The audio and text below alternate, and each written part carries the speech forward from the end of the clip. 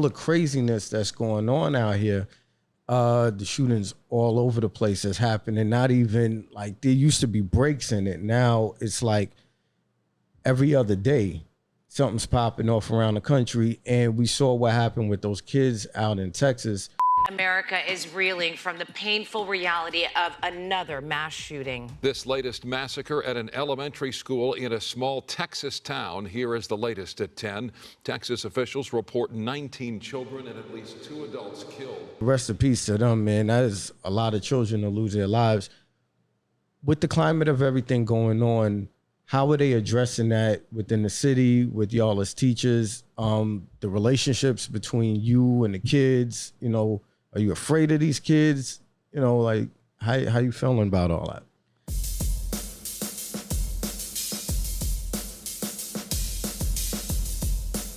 Cool Geeks Tribunal, eternal, forever.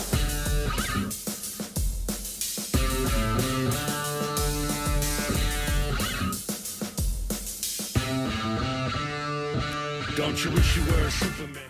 What is this place? To the public, we're merely a school for gifted youngsters. I protected them, taught them to control their powers. Yo, what's going on, y'all? Cool Geeks Tribunal, full effect. It's good to be in the building. Yes, indeed. Yo, cups up. Hood Heroes Part 6. Now, we went through MTA, NYPD. We had the EMS, paramedics. We had filmmaker, and we had the entrepreneur. But now we got the teacher in the building. Shout out to the DOE. Yeah. You know what I'm saying? This is my KRS-One right here, Knowledge Reigns Supreme. One, the teacher. Math teacher. There we go. Adam Martin, he going to do the math for us, and he going to do the knowledge, break it all down. Real life hero versus the fictional hero. And we're going to chop it up on the X-Men, the first class. But first and foremost, we're going to break down what it's like to be a teacher, Department of Education, New York City. What was it like through the pandemic? Let us know what it is to save the kids in the city. It's definitely a fulfilling job. Waking up every day and seeing that certain people you reach, you're talking to them, and when they catch the idea of whatever you're trying to project onto them, and that light bulb hits, like that's just like rewarding. It doesn't hit every day. It hits some kids, it doesn't hit others. But overall, when it hits the ones that you feel like are going to use it the most, see it the most, or even the ones that don't usually get it, but they finally do get it, it's like, yes, great. I'm reaching somebody. I'm helping them develop more, become their actual hero, become their character. That's what's up. So how long you been doing this? About 8 to 9 years now. Whoa. Yeah. Been in it for a minute, so you're a vet. Yeah, you could say that. I can't retire yet, but I have some years on me. Oh, okay, that's what's up. All right, so what made you want to be a teacher? I think for a while, I've always just liked helping people. Through any point in time, like if they need help with something, I'll do it. I found myself being really good at math, majored in that in college. And then so as moving forward, somebody was like, yeah, you know, you help a lot of people. Like you can break things down for a lot of people. Why don't you try teaching? And I was like, I don't know. Never thought of it. Then I applied to teaching fellows. I got in, and then that's all she wrote. Okay. History in the making. Here we go. Yeah. Superhero origins. I could dig it. Most people run away from math. What made you run to it? It's something that just easily clicked to me. So where that's probably like my mutant, like how I'm different from a lot of people, because you either have your art heads or you have your math heads, right? We're on two different spectrums. Numbers, sciences, that's what always came to me. And it probably started from like even growing up as a kid playing chess all the time. That's a great game. Yeah. Teaches you about all different people, their positions, even their different ranks. But when you become a lot better, no one piece is better than another. You have to all work together. in order to accomplish your goal. Okay. So where have you taught at primarily? Was it any private schools or has it all been public school? All public schools, all in Brooklyn. Oh, okay. Brooklyn is rough out there. That's real. All places are rough. Honestly, I would say that you hear about all these different events that are happening at different schools. RIP to the different school shootings, but that hasn't happened in New York City in a long time. So if we're talking about what's rougher where, like that, you could say that's a harder experience.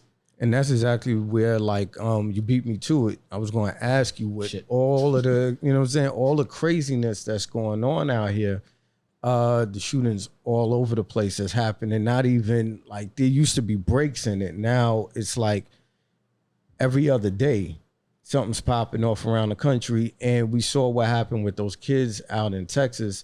Rest in peace to them, man. That is a lot of children to lose their lives. With the climate of everything going on, how are they addressing that within the city, with y'all as teachers, the relationships between you and the kids? You know, are you afraid of these kids? You know, like, how you feeling about all that?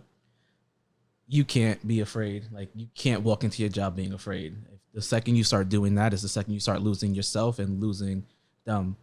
There's that little bit of doubt, and once that doubt begins, it will snowball. So I would say you don't walk in being afraid. And if you are afraid, this probably isn't the job for you, or that's not the right setting. That's not the right school. And a lot of times we even see that with some of the students. Like, they'll come to one school and like it's not the right climate for them. Academics, or the rigidness of the academics, just isn't for them, where they need a little bit less and more like hands-on things to keep them going. Right. Yeah, it's something else. Like, you know, back in the day, we just were concerned about breaking up fights. You know, maybe having to kick a student out of class, you know, maybe because they weren't listening, just being disruptive or whatever. Kids come in with weapons, automatic weapons, you know, lighting the place up. How do they prepare you for that? You know, how does the school's chancellor prepare the teachers within the city for that? My first instinct was to just say they don't, but there are protocols and things in place for if an event was to happen, where there is a school shooting or something. There are certain things that we're supposed to do to try to keep ourselves safe and keep the students safe. Closing all the doors, locking them, moving everybody away from the windows so you can't see inside the room. Like, those things are in place just to make sure that, well, the person's gonna look, they don't see a class full of kids, so maybe they don't look into that room. But the second that they see there's like a body there, that's a potential target. So making sure that everybody is discreet, hiding. So that person has to work a little bit harder. Just not them. As soon as they see you, then they know they can inflict harm. Right. You know, the crazy thing about the training, I would think, is that you have to communicate a certain level of, you know, the plan with the students. But if there's a potential student that is intending to do something like that, now you let that child in on the plan, they know how you're going to execute it. So I would think that they would have to, within the training, just pull y'all to the side and be like, look, you share this amount of the information with the students in case something goes down. So then that way the students, the teacher, faculty, everybody's on the same page. But we're going to give y'all a little bit of extra training over here on the side that you can't tell the kids, because you don't want them to know, you know, what potentially you might do, so they're not ahead of the game and prepare for it, right? You would hope so, but I think to make sure that everybody's on board with the plan, like, they need to know.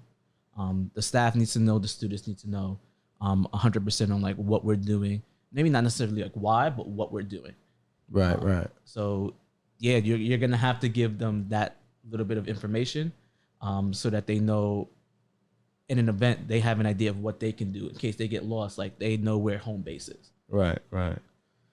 Yeah, I mean, it's wild. And, you know, a lot of the students have been kind of viewed as the villains, you know, in these situations, right? We know sometimes teachers, can get themselves in trouble. We've heard of the rubber room, right? Now, have you ever heard or the potential of a teacher like maybe being the person that is like, okay, they might want to set it on the students and start, they're the shooters? No, I haven't. I haven't heard anybody speak that way about their students, thinking maybe these kids are a little bit wild, they're crazy. I wish somebody showed them a little bit more discipline, but never the ones that I'm like, we need to do like a mass effect. Like maybe, and I think this is the difference between like how urban settings are compared to the rural settings. If you have a beef with one particular person, you handle it with that one person. You don't take it out on an entire group that has nothing to do with you and the other person's conflict. Right. So for a student that when dealing with students now, for everything that we just spoke about, everything that's constantly on the news, are there ways that you feel like, maybe I need to pick up on certain behaviors, tendencies, speech or whatever that may tip you off, like, yo, this kid may be troubled. He or she may be going through some things.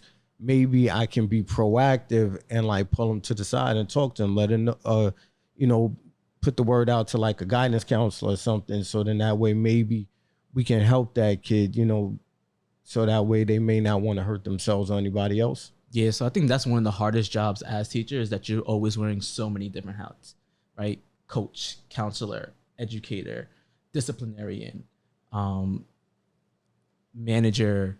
Like there's so many different hats that you're wearing that sometimes it can be overwhelming. And that can be the stressful part, right? Not that you're doing the teaching. That is one particular role that you can do, but all the other things at the same time, that's where I feel like a lot of educators could get stressed.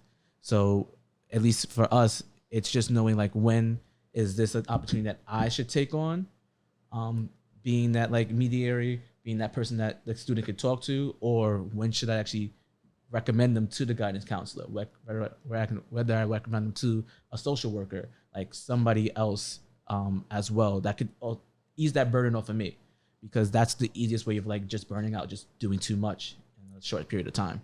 Yeah, no, because that's heavy. Like when you have to know your subject, right? Because you might have a student that's really gifted and super intelligent, and now they're challenging you on your knowledge of the subject. So you just have to know it for the average student, for that type of student. Then there are the other students that may be struggling, and you have to figure out, well, how can I reach this student? Just because that's where they're beginning in life doesn't mean that that's where they're going to end up in life. So how can you help them catch up? And then now you have to also kind of like psychoanalyze all of these personalities, because how many students do you have in a classroom at a given time on average? The limit's supposed to be 34. Wow, it's a lot against you. That's still a lot of people, yeah. Right. It's a lot of personalities, a lot of different mindsets. So that's where it also comes down to, again, super over planning and trying to be prepared and having things for every single person to do. Because honestly, people always are going to get in trouble when they're bored, when they're sitting around and doing nothing. So you have to make sure that there's something for them to do, whether, I mean, I don't do this anymore, but I heard of people like, oh, can you like clean the chalkboard, or can you like wipe down the desk? Just an activity. Yeah, I remember my teachers used to have us doing that, and they had us hyped to do it too. I was like, yo, I got the board, I got the chalkboard. For us, one of the biggest, easiest ways to like please somebody is just give them a sticker. Put a sticker on their thing. Yo, like, congratulations. for real. Yo, everybody gets hyped over stickers and these badges. Like that is it makes you feel like important. Right. Now, so to me, like one of the coolest things always with teachers was that I would compare them to the superhero. Well, okay, so to me, the way I always looked at like superheroes, right, was like everybody's hyped off of Spider-Man or Batman. Wait, time out. You think teachers are superheroes? Yeah, 100%. And I'm gonna tell you why, right? So when you look at when you look at like Spider-Man, right? As they aged the character, initially he was a teenager. He was a high school student out in Queens. True. Right? And then he went, like when you look at the movie with Tobey Maguire, they aged him into being a college student, right? Mm-hmm. And then in the comic book in the 90s, he was a high school teacher, right? Yeah. So, Actually, yeah. Right? So that's Peter Parker. Mm-hmm. So when you look at Spider-Man, and that's supposed to be like the alter ego, he really, to me, the way I read it was Spider-Man was who he really wanted to be. Mm-hmm. You know what I'm saying? So, but Peter Parker was really the hero because like he was super smart with science. Mm-hmm. He was really smart with, just his wit helped him, the wit that he had in the classroom also helped him when he had the costume on and he had to fight villains. So not saying that the children are the villains, but it was just saying that you have to be able to balance out all of these multiple personalities, And then even for like a super villain like Dr. Octopus, he was a professor. The Lizard, he was also a college professor, which was actually the professor to Peter Parker. Mm-hmm. So just to understand that the intellect that you have to have in order to be, whether you're going to use your powers for good or evil, just the level of intellect that you have to have. So when you see all of these personalities and trying to manage all of them, that kind of goes into like what you said about being a coach. Yeah. You know what I'm saying? So it's like, you got the basketball coach or whatever, or you coach in math, you coach in chess, but you got to be like a life coach as well. You know what I'm saying? Because these kids, it's like, if they don't got their mind right, personally at home or whatever, how are they going to focus when it's time to do the work and the assignments that you need them to do? And so I think that's part of the biggest struggle is like, you have to be mentally ready. You have to be mentally ready. And sadly enough, in a lot of kids, they aren't mentally ready. Like they have a lot of other baggage and obligations that I don't think that some teenagers should be dealing with at that time. Right. And then it's my job as that teacher or as that educator, not really teacher, but to like take them with that baggage and try to motivate them and uplift them compared to somebody else who doesn't have the stresses of having to do laundry like every day or ship their kids or their sisters or brothers to school or like, something else that's just like another task on top of the regular education. And honestly, just how I said, like I could be burnt out and I need to delegate them. The students are also burnt out, but you still have to hold them to that same particular standard. And that's tough. Yeah, absolutely. And then even again, like another character super cool, like Bruce Banner as the Hulk, he's a scientist. So like when you have your science teacher and there's, math and science, kind of go hand in hand. So just to me, that's always been like, that was the alter ego, as opposed to like the Hulk or the Spider-Man or whatever the case is, because that's what they needed to just kind of camouflage through life when they turned into who, they really wanted to be or whatever. But I think it's also that their upbringing helped mold them into their superhero character too, right? If Spider-Man wasn't always in the lab and doing the stuff, he would have never became Spider-Man. That spider wouldn't have gotten to him. So all of those little influences have helped him become who he is. And then it also helps him like continue to do his job as Spider-Man and as his like everyday character. Depending on which Peter Parker you're talking about, taking pictures for making money for the house, right? I need to take pictures of this character so the newspaper will pay me. So I can continue and support my aunt. Yeah, absolutely. So with that said, the teacher and the professor of professors, Professor X. Yes. Right? If you're familiar with the X-Men are a sort of sub-human, group of people or whatever, that they're like the super minorities of people, and basically they have these powers and their powers develop through their teenage years, which would be like middle school, junior high school, age or whatever. So when they hit puberty, they're not just going through their pubescent stage of, their bodies changing, hormones and things, but they're also manifesting a lot of their superpowers, right? So some like, I could fly, all of a sudden, they look normal and then they all of a sudden turn into some amphibian looking thing, or they all of a sudden age slow, age backwards, beams coming out of their eyes. It could be any number of things, right? To add to the teenage angst. Professor X is a guy that, he recognizes that in them because he's one of them. And now he tries to help them to find their way and navigate their way through life. Mm-hmm. So to see how he keeps them busy is having them fight crime and supervillains and things like that. With him, it's no cleaning the chalkboard. I don't even think there are chalkboards anymore, right? Like, I think it's all like the easel or something, right? Yeah, no, it's smart boards. Smart boards or whatever. Electric version. Yeah, see, show you how long I've been out of school, right? So, would you see yourself, like looking at a movie like X-Men First Class, right? And seeing the trauma that like a lot of these kids as minorities have to go through, would you liken yourself to any degree to a Professor X? Where you're like, okay, let me help these kids pull out their best abilities, their best powers, and help them hone it, so they don't get lost and maybe turn to the dark side.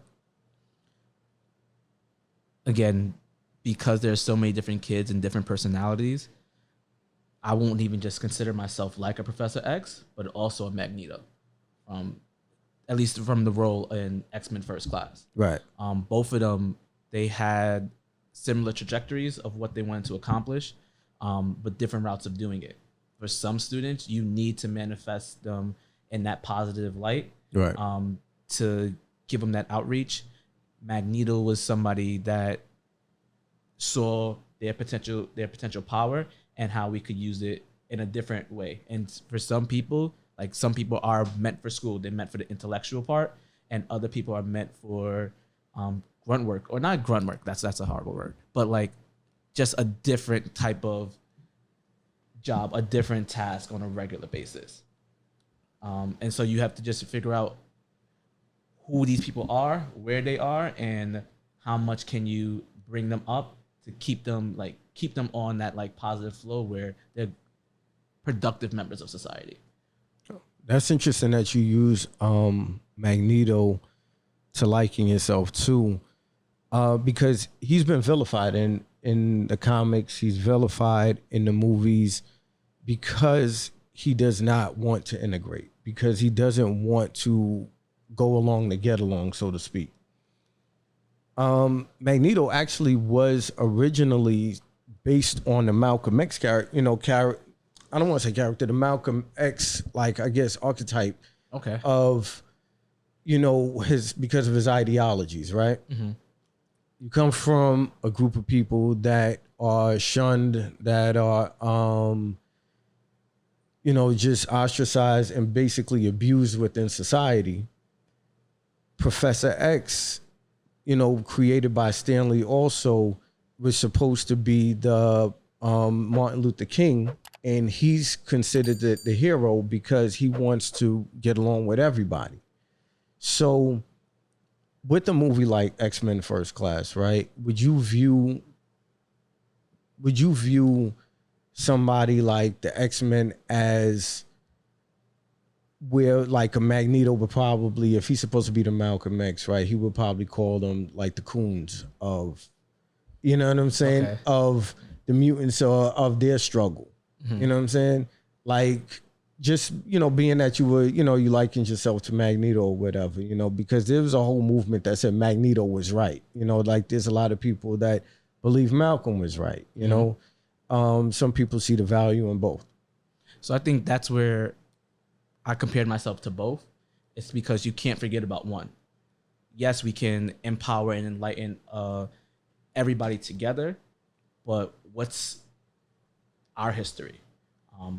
Where did all of this stuff, where did we originate from? That's not something that you can forget.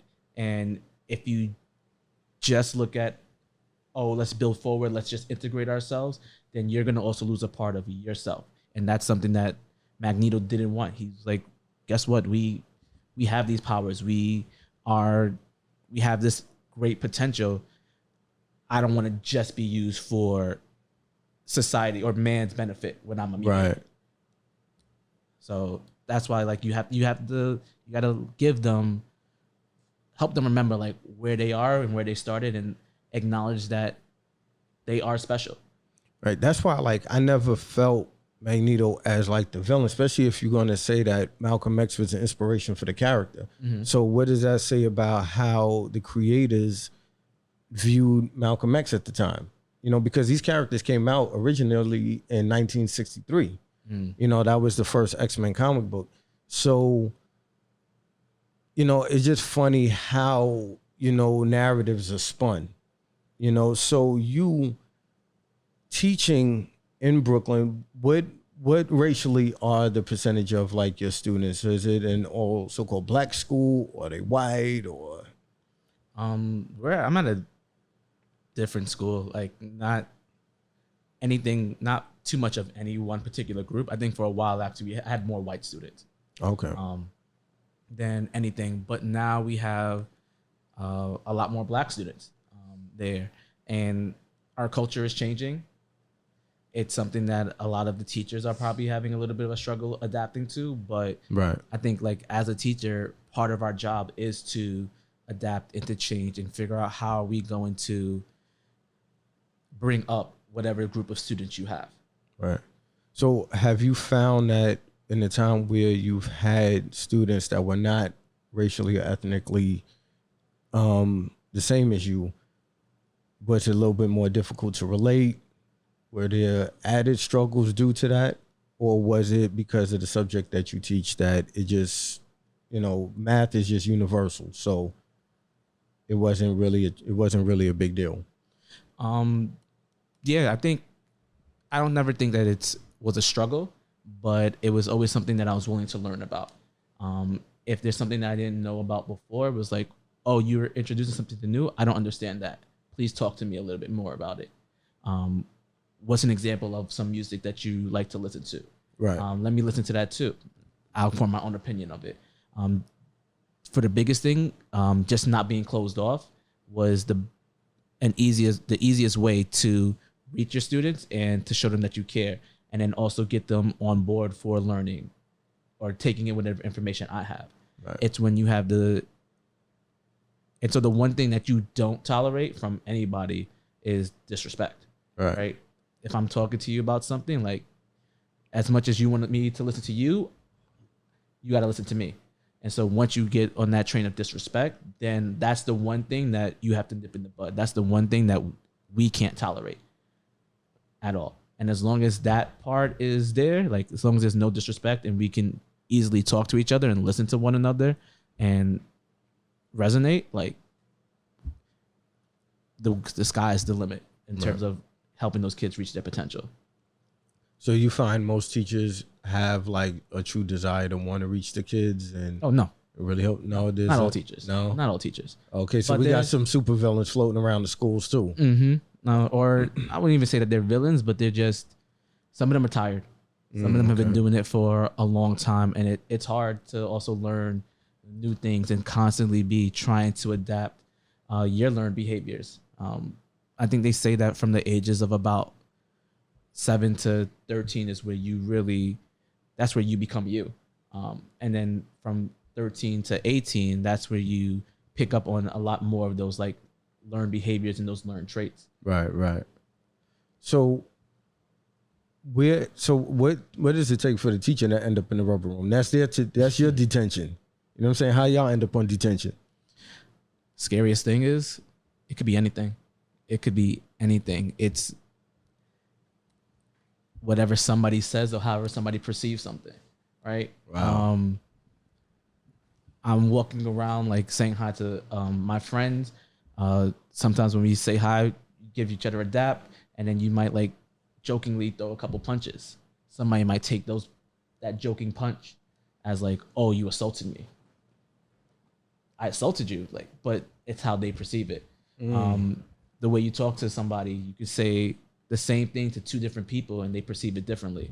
And if one person is perceiving it in the wrong light, like there's an investigation. They just file a report, and then this whole like spiral goes about. And to a certain extent, the teacher like has to defend themselves about like, wait, that, and it's not even fair because sometimes it's like that's not your intention, but that their intention doesn't matter. How was it perceived? So like a lot of times they say, oh, don't hug a student. Well, hug is how you show affection, how you show like a little bit of love, how you show a little bit of support, like you're here for them. Right, but right. That affection could be then sexual harassment. So, all right, so you want me to resonate, you want me to like be their friends, but then if I do certain friendly behavior, I'm vilified. And that's part of like the biggest struggle as teachers. It's like you have to do both things, and it's always just about how is this student, this staff member, this whoever, this parent going to perceive that particular notion when they weren't even in the room, they weren't in the space to even like see the situation. So in a time where everything is very, very PC, unlike what it was when we came up, do you find it hard to convey your messages, to get your messages across? You know, you afraid to even speak? No, I mean, at one point I was, but I got to a point where I have to be able to voice my opinion and voice what I'm trying to say. And if I'm thinking so much about how I'm supposed to be saying it, then that message isn't going to get across. But yeah, you have to be very politically correct. There's always a camera watching you, right? All the students have phones, so you don't know who's taking their phone, who's taking like an audio recording or video recording of a situation, which is great if you need evidence about something, but at the same time, it can also be taken out of perspective. Okay, I could dig that. Would you ever see yourself becoming a principal? No. Nah. Not your. It's a lot more. It's a lot more. It's managing a lot more. Not only just the students, not only just the parents, managing the students, managing the parents, and this overall image. And for some principals, like that's what they're there for that management. For the optics, it's kind of like a politician, but I don't want to be. I'm not trying to be the face of the school. I like the grunt work that I'm doing with the kids. How about after the kids, high school, they graduate, they're going to college. How about becoming a college? Yeah, I could see myself doing that, and I could maybe even a professor at a college, like maybe even the dean of the college. But okay, that overall head job, that's not, that part isn't for me. All right, so if you go do that, we're gonna have to start calling you Professor DMX. You know what I'm saying? So you're pretty young. You look young. You know what I'm saying? Thank you know you, what they say you. about black don't crack, right? How is it dealing with students when you could almost pass for one of these students? Because a lot of these kids, man, they growing full beards, they got mustaches. You know what I'm saying? My goatee still isn't like this. It was hard. When I first started, there was a 4-year gap between the kids that I'm supposed to be teaching and I'm the adult and them. So it's like, yeah, how much more do I know in these 4 years? Yeah, I hope you had the class bully trying to mush you and take your lunch money when they're supposed to be bringing you apples. I stood up to them. All right, cool. They weren't bullying me. Because them kids be big, some of them. Some of them be big, huge. But at the end of the day, like, you just have to have a tone and a perceptive. And if the kid is really like that vicious or something, then they don't belong there. But right. They're only going to be vicious if you give them a reason to be vicious. I don't think they're going to just attack their teacher for no reason. There has to be a reason that they're provoked. So you a fan of metal detectors in the school? My high school had metal detectors. Mine too. Am I a fan of it? No. But does it keep everybody feeling a little bit safer? Mm-hmm. At least the perception of it, yeah. Did I know kids that snuck stuff in? Yeah. Yeah. But overall, like, you felt a little bit more secure. It was one less thing that you kind of had to deal with. So as much as I'm not a fan of it, I understand why it's there. Okay. All right. Well, I guess dealing, within the school in the city, having different, ethnic backgrounds and things like that. As we saw again, the whole thing with the X-Men, you had his students were from all over the place. They had powers from all over the world or whatever the case is.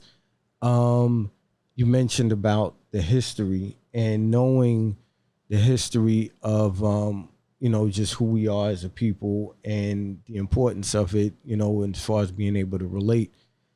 Critical race theory, that's been a big, big thing, that people are talking about. You think it has a place, it's necessary, you know what I'm saying? Is there space in the curriculum for all of that? All conversations should be had at some point in time. To shun somebody's thought is a form of suppression. So yeah, it needs to be, it's something that should be talked about, at least at one small portion in time. Where exactly?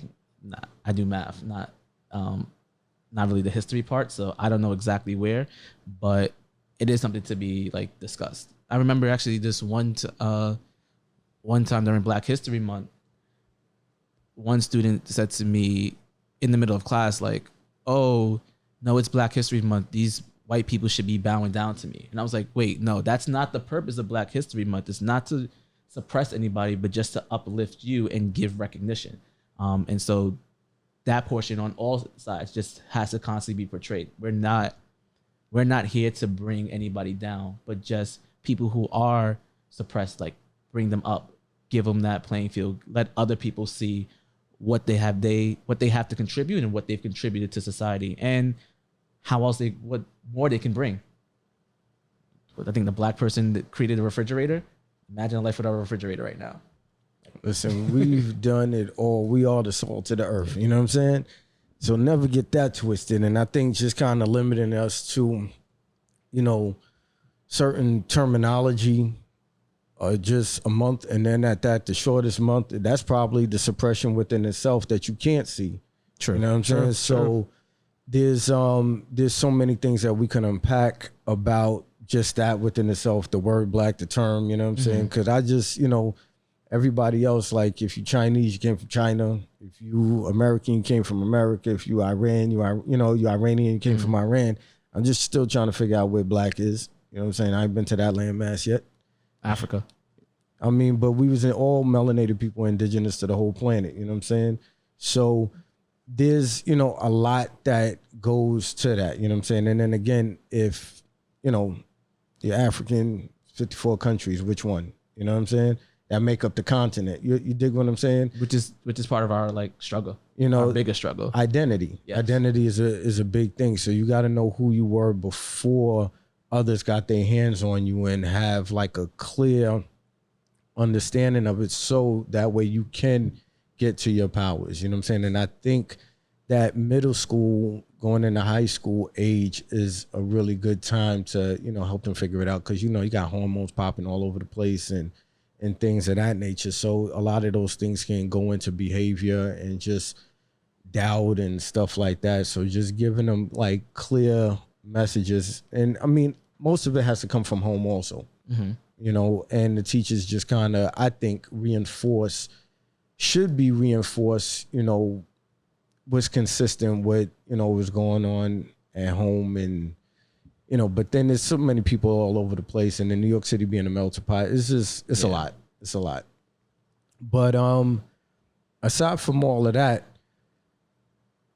if you had to pick superhero avatar, I know you mentioned Magneto, mentioned Professor X. That's truly who you want to go with. If you hopped into the comic book or the comic book, you hopped out of those pages. What's your costume? What's your power? No, not. How you saving the day? I'm not an X-Men. I think I'm jumping out of the Marvel universe, and I have to say like Cyborg. Cyborg. So you going DC with it? Yeah.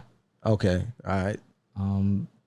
Looking at him growing up, another black superhero to start off with, into technology and embracing it 100% fully. Okay. It's in his DNA. It's in his blood now. Right. That's interesting because the technology and putting all of that probably changes the DNA. So it's an ill thing. A little bit. You know what I'm saying? So Nah, Cyborg is dope. I like Cyborg. He's super important to Justice League. And, you know, you say you liked him as a kid, so you know he was a Teen Titan. So there you go. You were a Teen Titan. Yeah, and at the end of the day, he also used his brains to help everybody out, right? Super smart. Building, improving on suits, building structures to help them like get from one place to another. All of those different pieces, like his brain was a big component in a lot of that Justice League or Teen Titans like infrastructure. Right, right. Yeah, absolutely. So listen, shout out Cyborg. We got Don Martin in the house.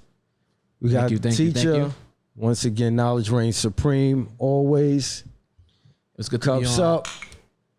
Cool Geeks Tribunal, full effect. Any last words you want to teach and school us on before we head out? Just be you. Just continue to be you and be positive. And from there, the world is your oyster. There you go. The world is yours. Peace, y'all. Catch y'all next time. Cool Geeks Tribunal. Chester Hero, 1. We out. Within us all live a Superman. Within our souls to survive. Don't you wish you were Superman? Don't you wish you were Superman?